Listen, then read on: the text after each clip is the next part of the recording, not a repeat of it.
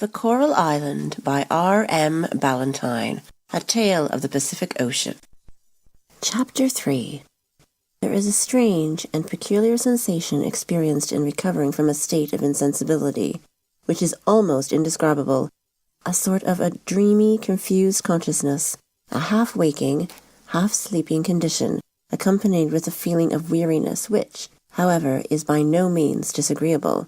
As I slowly recovered and heard the voice of Peterkin inquiring whether I felt better, I thought that I must have overslept myself and should be sent to the masthead for being lazy.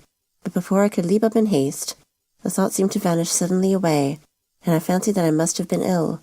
Then a balmy breeze fanned my cheek, and I thought of home and the garden at the back of my father's cottage, with its luxuriant flowers, and the sweet-scented honeysuckle that my mother trained so carefully upon the trestled porch. But the roaring of the surf put these delightful thoughts to flight, and I was back again at sea, watching the dolphins and the flying fish, and reefing topsails off the wild and stormy Cape Horn. Gradually, the roar of the surf became louder and more distinct. I thought of being wrecked far, far away from my native land, and slowly opened my eyes to meet those of my companion, Jack, who, with a look of intense anxiety, was gazing into my face. "Speak to us, my dear Ralph," whispered Jack tenderly. "Are you better now?" I smiled and looked up, saying, "Better? Why, what do you mean, Jack? I'm quite well." "Then what are you shamming for and frightening us in this way?" said Peterkin, smiling through his tears, for the poor boy had been really under the impression that I was dying. I now raised myself on my elbow, and putting my hand to my forehead, found that it had been cut pretty severely, and that I had lost a good deal of blood. "Come, come, Ralph," said Jack, pressing me gently backward. "Lie down, my boy, you're not right yet. Wet your lips with this water, it's cool and clear as crystal." I got it from a spring close at hand. "There now, don't say a word, hold your tongue," said he, seeing me about to speak, "and I'll tell you all about it, but you must not utter a syllable till you have rested well."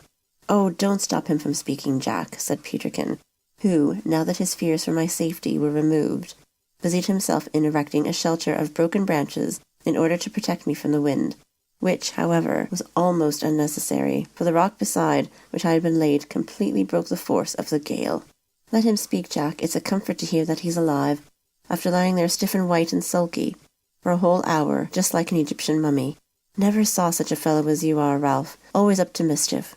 Almost knocked out all my teeth and more than half choked me, and now you go shamming death. It's very wicked of you, indeed it is." While Peterkin ran on in this style, my faculties became quite clear again, and I began to understand my position. "What do you mean by saying I half choked you, Peterkin?" said I. "What do I mean? Is English not your mother tongue? Or do you want me to repeat it in French by way of making it clearer? Don't you remember?" "I remember nothing," said I, interrupting him, "after we were thrown into the sea." "Hush, Peterkin," said Jack. "You're exciting Ralph with your nonsense. I'll explain it to you. You recollect that after the ship struck, we three sprang over the bow into the sea. Well, I noticed that the oar struck your head and gave you that cut on the brow, which nearly stunned you, so that you grasped Peterkin round the neck, without knowing apparently that you were about. In doing so, you pushed the telescope, which you clung to as if it had been your life, against Peterkin's mouth." "Pushed it against his mouth?" interrupted Peterkin. "They crammed it down his throat. Why, there's a distinct mark of the brass rim on the back of my gullet at this moment." "Well, well, be that as it may," continued Jack. "You clung to him, Ralph, till I feared you really would choke him.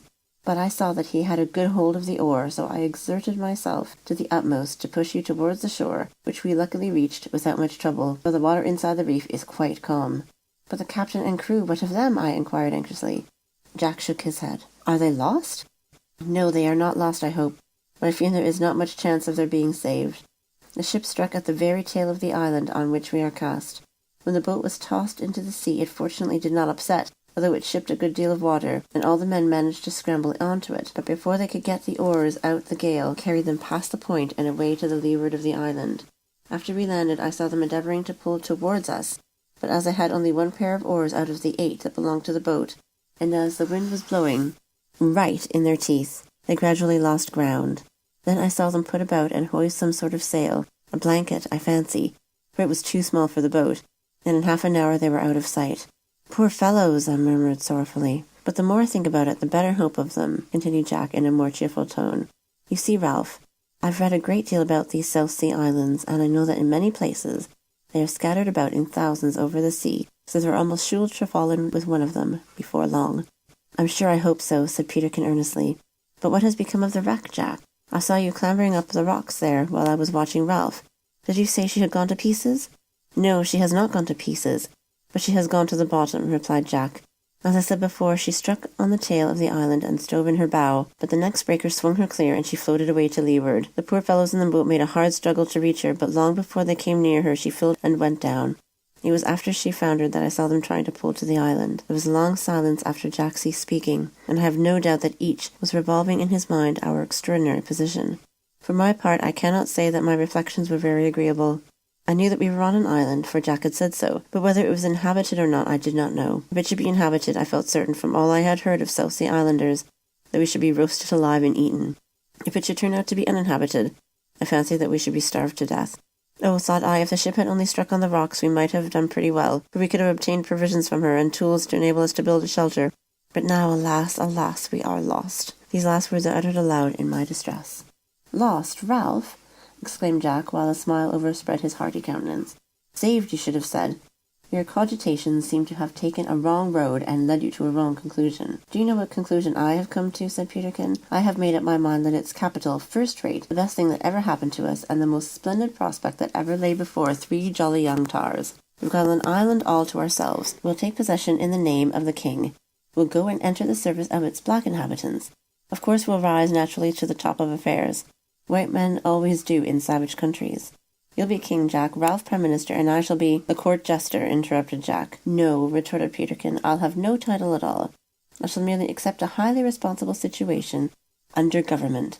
For you see, Jack, I'm fond of having an enormous salary and nothing to do.